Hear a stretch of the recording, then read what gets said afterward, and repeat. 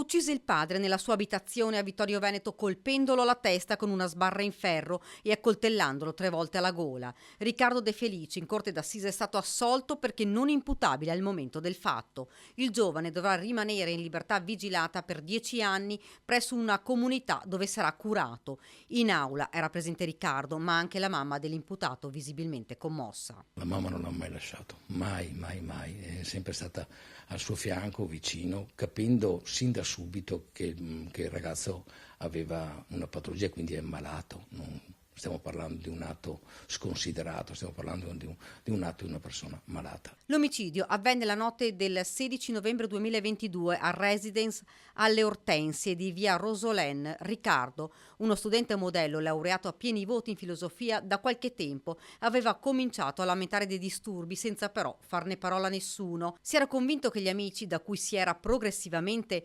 distaccato, parlassero alle sue spalle. Ad aggravare una situazione già difficile, la malattia del padre, Francesco, 56 anni, a cui venne diagnosticato un tumore alla prostata. A questo si aggiunsero dei personali problemi di salute di Riccardo. I medici gli avevano scoperto uno scompenso cardiaco per il quale si sarebbe dovuto sottoporre ad alcuni esami. La notte in cui ammazzò il padre, Riccardo era in preda ad uno stato delirante e allucinatorio che lo aveva portato a travisare la realtà.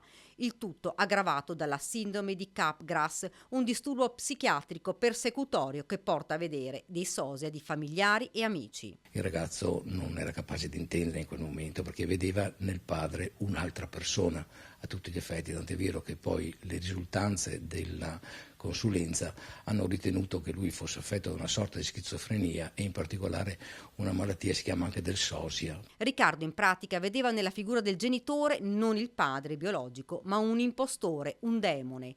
Quello, disse alla madre, non è il babbo, qualcuno lo ha sostituito e quell'uomo ci picchia. Poi il tragico epilogo, il ragazzo ora è in comunità. In questo momento è ancora a Ronco in questa comunità dove rimarrà fino ad agosto.